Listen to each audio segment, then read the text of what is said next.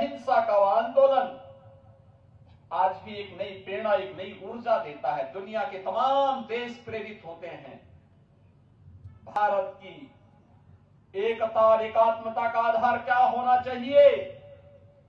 लौह पुरुष सरदार वल्लभ भाई पटेल ने आजादी के बाद ब्रिटिशर की साजिश को दूर करते हुए देश की 563 से अधिक रियासतों को भारतीय गणराज्य का हिस्सा बना करके जूनागढ़ और हैदराबाद के जो नवाब थे, जो भारतीय गणराज्य में शामिल होने से थोड़ा आनाकानी कर रहे थे, सरदार साहब की एक ही बार उनके कहने से उनको भी घुटना टेकना पड़ा था। आज गुजरात मॉडल की चर्चा देश और दुनिया में होती है।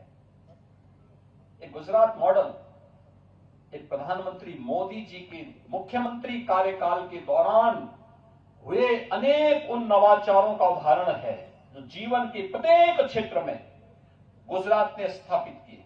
विकास का क्या मॉडल होना चाहिए, सुरक्षा का क्या मॉडल होना चाहिए, शांति और सौहार्द के लिए क्या कुछ होना चाहिए, गरीब कल्याण के लिए क्या होना चाहिए, ईज ऑफ लिविंग के लिए क्या होना चाहिए, ये सभी मॉडल प्रधानमंत्री मोदी जी ने मुख्यमंत्री के अपने 13-14 वर्षों के कार्यकाल के दौरान न केवल गुजरात वासियों को बल्कि पूरे देशवासियों को दिया।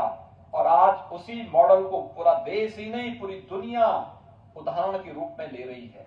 महामारी के दौरान न केवल भारत के 135 करोड़ लोगों को एक नया जीवन देने का काम किया। आपने देखा होगा जैसे जैसे कोरोना का प्रकोप बढ़ता गया, प्रधानमंत्री मोदी जी ने नए नए तरीके से उसको निपटने की भी रणनीति देनी प्रारंभ की।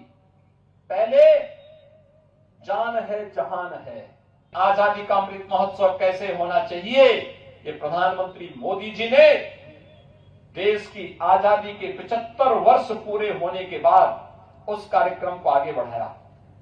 आज तो मैं आपसे कहने के लिए आया हूं कि भाइयों बहनों, भगवान श्री कृष्ण कभी मथुरा छोड़ करके द्वारिका में आए थे। द्वारिका उनका धाम बना, एक तीर्थ बन गया।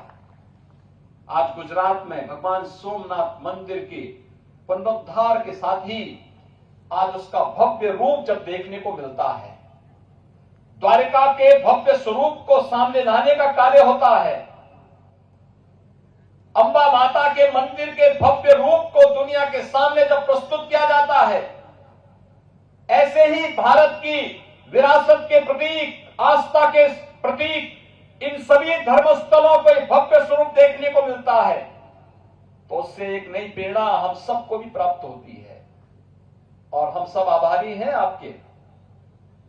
आपने बार बार मोदी जी को यहां मुख्यमंत्री के रूप में चुना।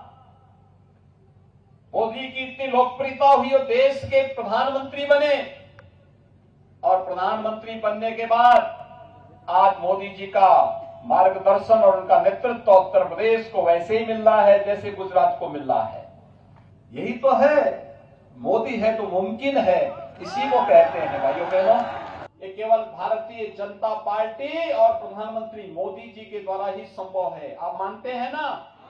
सभी लोग मानते हैं।